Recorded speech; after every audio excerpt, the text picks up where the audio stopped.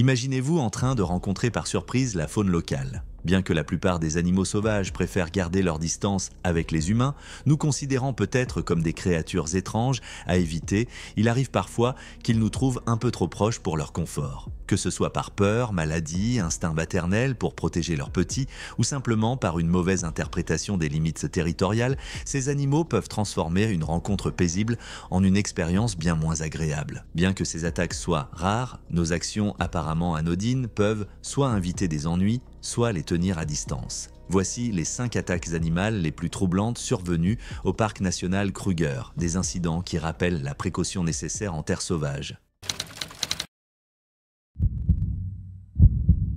À l'aube, le parc national Kruger résonnait du chant des oiseaux, alors que Rudy Loriste, un garde forestier expérimenté, connu pour son profond respect de la nature africaine, se préparait à guider un groupe de 8 touristes lors d'une marche dans la brousse qui promettait d'être le point culminant de leur visite.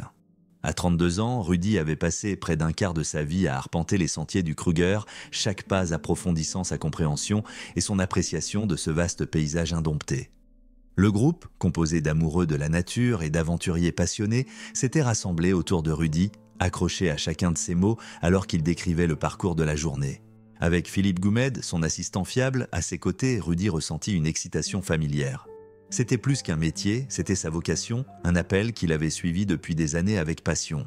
Au départ, le parc dévoila ses trésors matinaux, une girafe les observant curieusement, un troupeau d'impalas s'éloignant gracieusement, et une myriade d'oiseaux ajoutant une symphonie de sons à l'air frais du matin.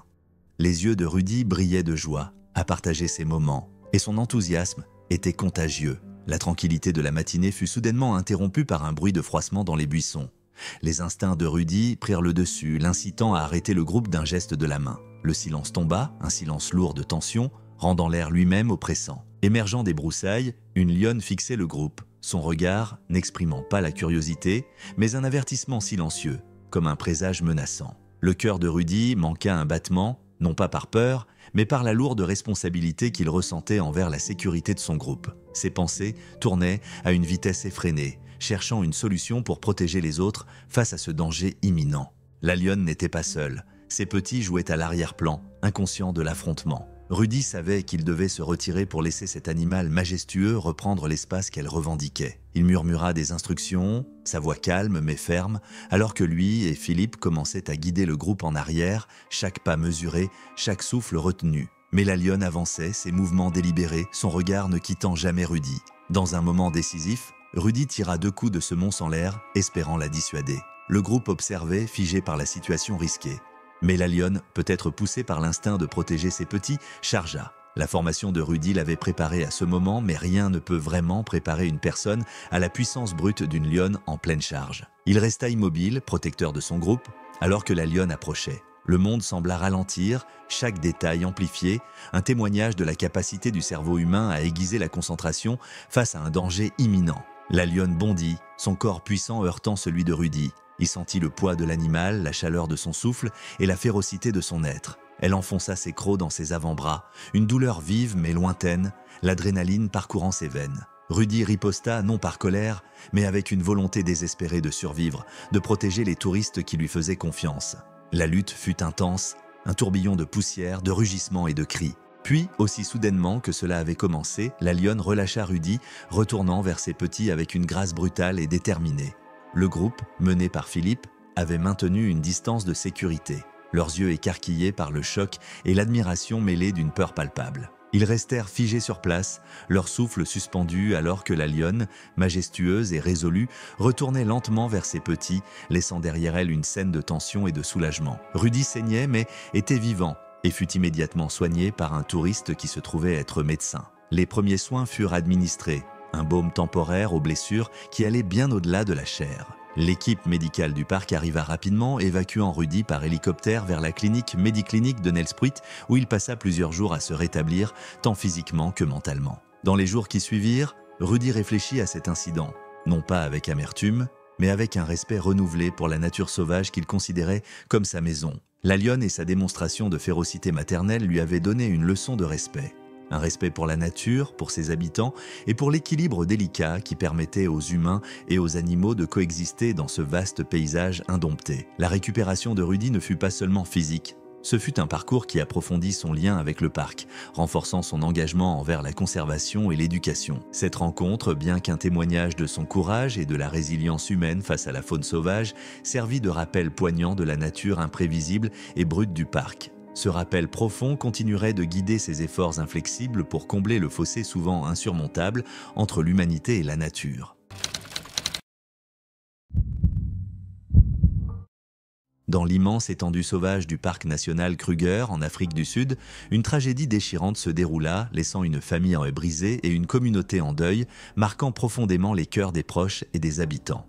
La beauté sereine de cette vaste réserve, connue pour sa faune majestueuse et ses paysages à couper le souffle, servait de toile de fond à un incident horrible qui coûta la vie à un jeune garçon de seulement 2 ans. Courtney Entiman, le fils d'Isaiah Entiman, un technicien travaillant dans le parc, fut victime d'une attaque rare mais fatale par un léopard. Les événements menant à ce drame tragique commencèrent de manière innocente, avec la famille profitant paisiblement du confort de leur bungalow situé dans les quartiers réservés au personnel du parc. Ils étaient détendus, profitant d'une soirée calme. Alors que l'obscurité enveloppait le parc vers 20 h, un moment où les habitants nocturnes de la brousse se réveillent, l'impensable se produisit.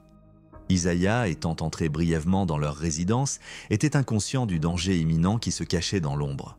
Courtney, suivant son père avec la curiosité innocente d'un tout-petit, devint la cible d'un prédateur furtif. Le léopard, saisissant l'opportunité, lança une attaque depuis l'obscurité, ses puissantes mâchoires se refermant sur l'enfant sans méfiance. Le retour d'Isaiah à l'extérieur fut provoqué par un cri glaçant, un son qu'aucun parent ne souhaite jamais entendre. Ce cri perça la nuit et fit bondir Isaiah.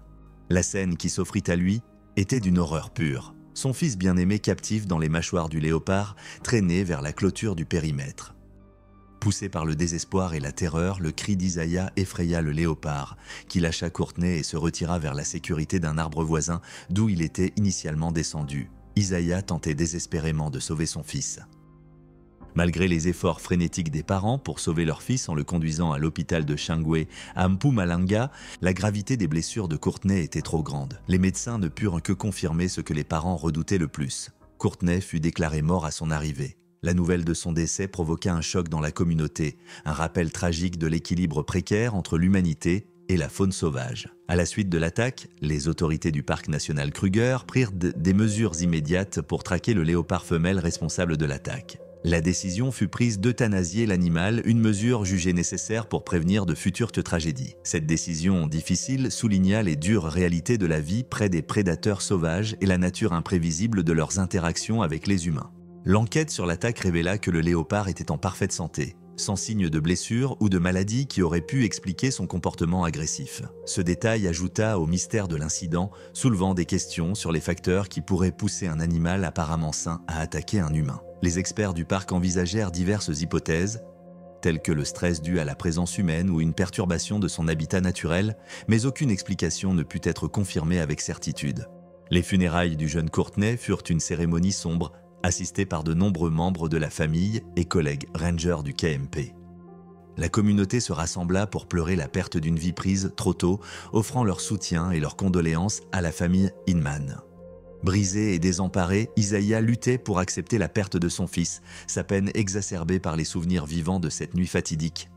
À la suite de la tragédie, la direction des parcs nationaux sud-africains publia des déclarations exprimant leur profonde sympathie à la famille Inman et reconnaissant les risques inhérents pour ceux vivant et travaillant près des animaux sauvages. Ils réaffirmèrent leur engagement envers la conservation de la faune tout en reconnaissant la nécessité d'une vigilance accrue et de mesures de sécurité pour protéger le personnel du parc et leurs familles. L'incident souligna la nature imprévisible des animaux sauvages, même ceux qui semblent habitués à la présence humaine, et les conséquences tragiques qui peuvent découler de cette coexistence.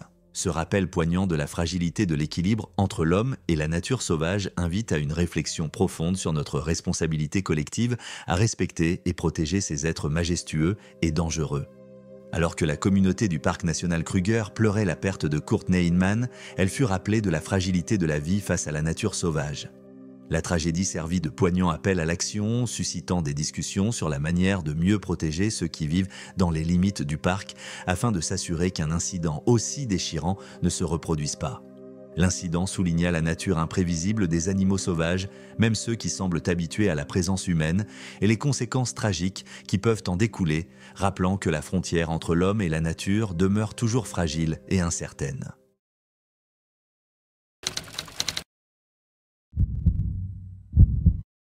Au cœur du parc national Kruger, en Afrique du Sud, un endroit où la beauté sauvage rencontre le frisson de l'aventure, la famille von Rensburg s'apprêtait à vivre ce qui devait être un séjour de camping mémorable parmi les savanes étendues et les appels résonnants de la faune. Mais pour Erko Janse von Rensburg, âgé de 15 ans, ce fut un cauchemar bien éloigné du sommeil paisible qu'il avait imaginé, une expérience terrifiante qui marquerait à jamais son souvenir de cette nuit sous les étoiles. Sous le ciel étoilé, Erko, un garçon de Centurion près de Pretoria, avait choisi de passer la nuit dans une tente séparée, adjacente à la caravane où dormaient ses parents, Erno et Cachandra, et ses deux sœurs, inconscients du danger imminent. Le camping, niché dans les limites du Crocodile Bridge Camp, était censé être un havre de sécurité, une enceinte protégée au milieu de la nature sauvage. Pourtant, le destin en décida autrement, un prédateur silencieux rôdant dans l'ombre, observant sa proie sans méfiance. L'incident se déroula aux premières heures de l'aube, un moment où la nuit s'accrochait encore à la terre de son étreinte fraîche et sombre. C'est alors qu'une hyène, un charognard rusé attiré par l'odeur de présence humaine, exploitant une brèche dans les clôtures du camp, une ouverture peut-être causée par elle-même ou par un phacochère imprudent, approcha la tente d'Héro avec une discrétion malveillante dictée par l'instinct brutal de survie de la nature. L'attaque fut soudaine et violente. La hyène, avec des mâchoires aussi puissantes que celles du légendaire requin blanc, se referma sur le visage d'Héro. Le bruit écrasant des os était semblable à celui de cris écrasés sous les pieds. Traîné hors de la sécurité de sa tente, Erko fut tiré au sol, son t-shirt servant de laisse involontaire à son violent agresseur. La scène semblait tout droit sortie d'un film d'horreur, se déroulant sous le regard indifférent de la lune. Miraculeusement, le tumulte réveilla Yann, l'oncle d'Héro, qui campait à proximité. La vue qui s'offrit à lui était celle d'une terreur pure, son neveu attaqué par une hyène, une image qui entrait les âmes les plus courageuses. Avec l'adrénaline propulsant ses actions, Johan fit l'impensable. Il chassa la hyène, un geste aussi audacieux que désespéré, guidé par un instinct de survie primal. L'épreuve d'Erko était loin d'être terminée. Conscient tout au long de l'attaque, il fut témoin de son propre récit de survie.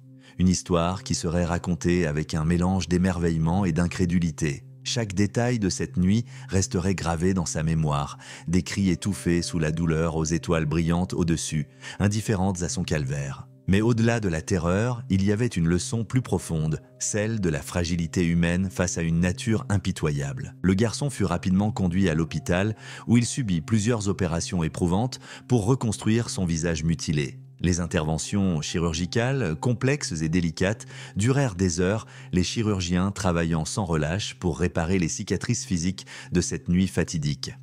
Au parc national Kruger, l'incident provoqua des vagues de choc au sein de la communauté des rangers et des visiteurs.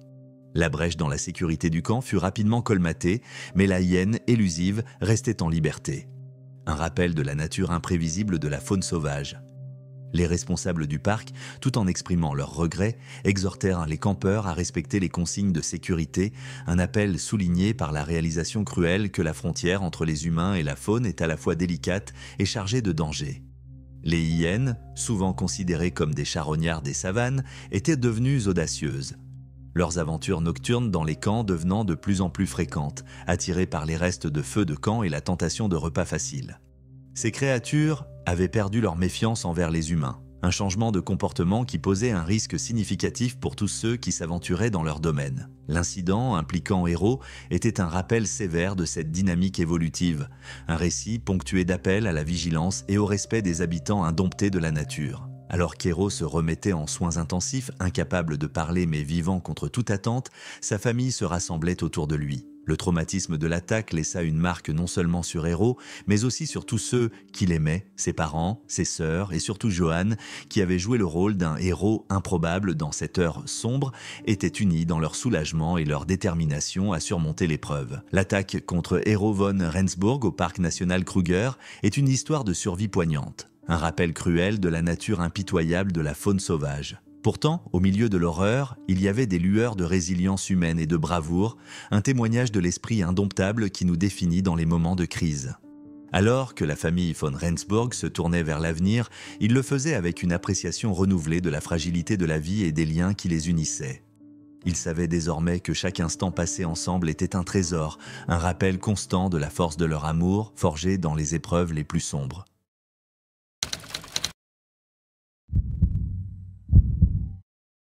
Dans la dense wilderness du parc national Kruger, niché au cœur de l'Afrique du Sud, un mardi matin ordinaire du 20 décembre 2022 se transforma en un événement bouleversant pour Joe Mouna, un rangeur de 57 ans. Mouna, un gardien expérimenté de la vaste biodiversité du parc, effectuait sa patrouille routinière dans la section de Pretorius Cop avec ses collègues rangers. La tranquillité du matin fut brisée lorsqu'un troupeau d'éléphants en période de reproduction émergea, traversant la route juste devant eux. Bien que ce soit un spectacle commun mais toujours impressionnant dans ce sanctuaire naturel, la paix se transforma rapidement en péril. Alors que les rangers respectaient en la distance, laissant passer les énormes créatures, un éléphant se détacha brusquement du troupeau. Avec une soudaineté que trahissait son énorme taille, l'éléphant fixa Mouna et chargea avec une vitesse et une férocité terrifiantes, un témoignage effrayant de la nature imprévisible de la faune sauvage. Ce moment de tension extrême fut une démonstration saisissante des dangers cachés dans les coins les plus sauvages de la planète, un rappel brutal que même les gardiens expérimentés ne sont jamais totalement à l'abri des caprices de la nature. L'urgence du moment transforma la routine quotidienne. Les collègues de Mouna, témoins de l'horreur, se précipitèrent pour sauver leurs camarades. Ils tirèrent un coup de feu en l'air. Le bruit aigu et résonnant fut suffisant pour dissuader l'éléphant et le renvoyer dans les buissons d'où il était venu. Le danger immédiat était écarté, et ils appelèrent rapidement des secours, leur formation leur permettant de réagir efficacement dans ce moment critique. La réponse fut rapide. Un hélicoptère transportant un médecin et une équipe de soutien traversa le ciel, arrivant sur les lieux avec urgence. Mouna était alors dans un état critique. L'équipe médicale travailla d'arrache-pied pour le stabiliser avant de l'évacuer vers l'hôpital le plus proche. La gravité de ses blessures nécessita son placement sous assistance respiratoire en soins intensifs dans une clinique privée à Johannesburg, marquant le début d'un long et difficile chemin vers la guérison. Pendant des semaines, il lutta pour retrouver des forces, son corps et son esprit éprouvés par cette épreuve dévastatrice. Barbara Crissy, la ministre des Forêts, des Pêches et de l'Environnement, prit le temps de visiter Mouna à l'hôpital. Lors de sa visite, elle le trouva dans un état d'esprit étonnamment bon malgré la gravité de sa situation. Mouna, avec 32 années de service comme ranger à son actif, exprima une passion intacte pour son travail et une impatience de retourner dans la brousse, un témoignage de sa résilience et de son dévouement à la conservation. Crissy salua son courage et lui assura de sa place essentielle au sein de la famille de conservation, mettant en lumière les dangers quotidiens auxquels les rangers comme Mouna font face dans leurs efforts pour protéger le patrimoine naturel de l'Afrique du Sud. L'attaque souligna les risques inhérents au travail à proximité des animaux sauvages. Les éléphants, généralement des géants paisibles, peuvent devenir agressifs dans certaines circonstances, comme la présence de petits ou pendant la période de rut chez les mâles, lorsque les niveaux de testostérone augmentent et que le comportement devient imprévisible. De plus, des facteurs tels que le stress, la maladie ou une perturbation dans leur habitat naturel peuvent également influencer leur comportement. Cet incident servit de rappel sévère de l'imprévisibilité de la nature et du courage de ceux qui choisissent de la protéger. La rangée en chef, Catherine Dreyer, réfléchissant à l'incident, exprima son soulagement que Mouna ne soit pas mortellement blessée. Elle reconnut les dangers quotidiens auxquels sont confrontés les rangers de terrain et souligna l'importance de leur travail pour protéger la faune et les ressources naturelles du parc. La densité de la brousse, particulièrement à certaines périodes de l'année, peut rendre difficile la visibilité des animaux à distance et la réaction en temps voulu, augmentant ainsi les risques liés à leurs devoirs. L'incident entraîna une révision des protocoles de sécurité pour les rangers en patrouille, visant à améliorer leur protection sans compromettre leur travail essentiel. L'engagement des rangers comme Mouna et la réponse rapide de ses collègues et de l'équipe médicale mettent en lumière le dévouement et le courage qui sous-tendent les efforts de conservation dans le parc national Kruger. Alors que l'histoire de Mouna se répandait, elle servait non seulement d'avertissement mais aussi de source d'inspiration, rappelant aux membres de la communauté de conservation et au-delà les sacrifices faits par des individus comme lui qui affrontent les dangers de la faune avec un engagement inébranlable pour préserver le monde naturel pour les générations futures. Le parcours de Mouna, d'une rencontre effrayante à une récupération pleine d'espoir, incarne l'esprit de la conservation, une quête inflexible de protection et de préservation contre vents et marées.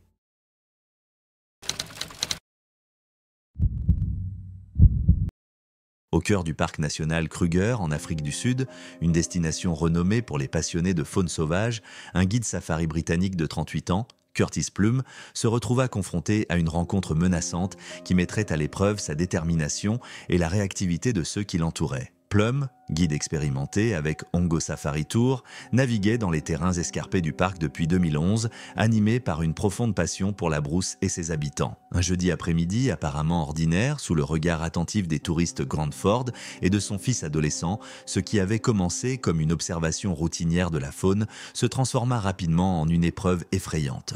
Alors que le véhicule de Plum, rempli de touristes enthousiastes, s'était arrêté pour admirer un léopard majestueux aperçu dans les broussailles, la tranquillité du moment fut brisée sans préavis. Le léopard, incarnant l'imprévisibilité de la faune sauvage, lança une attaque que personne ne vit venir. En un instant, le prédateur grimpa sur le camion safari, visant Plum. Le guide, vêtu d'une veste de bouche offrant peu de protection, se retrouva avec son bras pris dans les mâchoires du léopard. La panique éclata alors que les occupants du camion hurlaient, transformant l'aventure safari en un cauchemar sous leurs yeux. Le chaos qui suivit ressemblait à une scène de film d'action, bien qu'avec une dose de réalité peu bienvenue. Certains touristes, dans une tentative désespérée de sauver leur guide, utilisèrent leurs appareils photo comme des armes pour frapper le léopard. Pendant ce temps, des témoins dans une fourgonnette Hyundai devant le véhicule de Plum prirent une décision audacieuse. Ils percutèrent le léopard avec leurs portes, un exemple d'ingéniosité humaine en temps de crise. Malgré leurs efforts, la prise du léopard demeura tenace. Plum, confronté à une situation désespérée, parvint à reculer le véhicule, une manœuvre qui le libéra momentanément des griffes du léopard. Cependant, l'animal, déterminé, poursuivit son attaque, chargeant après le véhicule et sautant même sur le capot dans une tentative incessante de pénétrer à l'intérieur du camion. N'ayant pas d'autre alternative, Plum exécuta une manœuvre qui blessa le léopard en roulant sur ses pattes arrière. La fourgonnette rejoignit l'effort en roulant sur l'animal. Un effort collectif pour neutraliser la menace avec une détermination farouche. Ce geste audacieux, bien que désespéré, illustre la volonté des personnes présentes de protéger leur guide et d'éliminer le danger immédiat, même dans des circonstances extrêmes. La coopération entre les passagers et le conducteur démontre la solidarité humaine face à une situation de crise. Par la suite, les responsables du parc supposèrent que le léopard avait été impliqué dans un conflit avec un autre de son espèce, comme en témoignaient les blessures infligées à l'animal. Cette rencontre, bien que traumatisante, servit de rappel sévère de l'imprévisibilité de la faune sauvage et des risques inhérents aux tours en safari et de la protection des visiteurs et des guides. Plum, qui était venu du Royaume-Uni en Afrique du Sud motivé par son amour de la nature, se retrouva hospitalisé. Un résultat marquant de son dévouement à guider les touristes à travers les merveilles du parc national Kruger. L'incident, capturé en caméra, souligna non seulement les dangers auxquels sont confrontés les guides safari, mais aussi le courage et la réactivité des touristes qui se levèrent face au péril. Il y avait une touche d'humour dans l'absurdité d'utiliser des appareils photo et des portes de voiture comme outils de défense contre le léopard sauvage, un témoignage des façons imprévisibles dont les humains réagissent au danger. Une histoire, bien que marquée par la tension, qui captura aussi l'esprit indomptable de ceux qui se retrouvent à la merci de la faune sauvage, démontrant la résilience et l'ingéniosité humaine face aux dangers imprévisibles de la nature sauvage.